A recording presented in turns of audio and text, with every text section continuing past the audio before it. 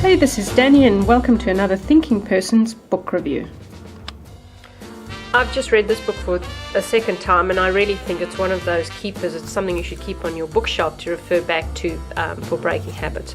You know, pretty thick book. It's called The Power of Habit, Why We Do What We Do and How to Change by Charles Duhigg. Looks pretty thick, but about a sort of 1/5 of it is all about the sources. So it's not that much to read, and it's fascinating reading at that.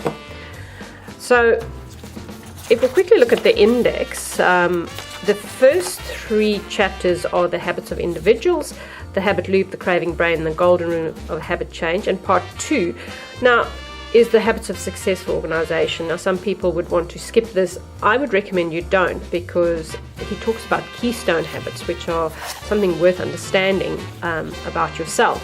And then Starbucks and the habit of success. It's worth remembering that organizations are made up of individuals, so it's really applicable to you when you read this book. The power of crisis and how target knows what you want before you do. And then finally, the habits of societies.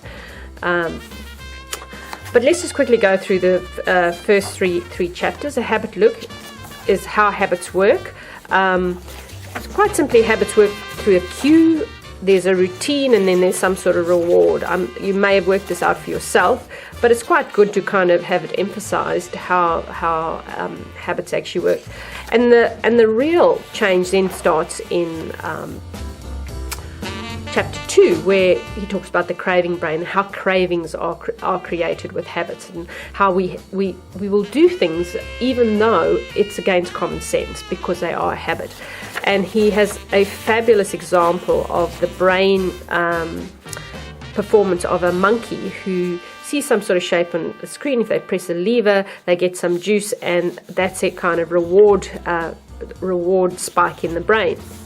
Very interesting. Very soon what happens is, you see there's a cue, routine, reward, and there's a habit loop. But very soon what happens, the monkey sees a shape on the screen and hasn't even got the juice yet.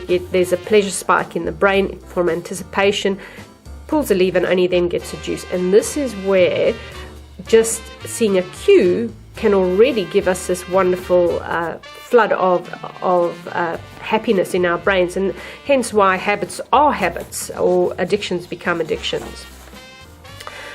Fortunately, he talks about the golden rule of habit change, and it sounds pretty simple, but it takes some determination. You can't extinguish a bad habit, you can only change it, and that's the golden rule of habit change. You use the same cue, you provide the same reward, and you change the routine. Now, if it was that simple, it is simple for some habits, but he goes on further to talk about the further step of that. There's something else that's needed and has worked in successfully in stuff like Alcoholics Anonymous and a range of other programs. And finally, then he gets to the habits of successful organizations and the habits of societies. I think this book is a fascinating read. I think it's worth keeping on your library. So if you want to get a good price for this book, just click on the link below. See you later, and thank you.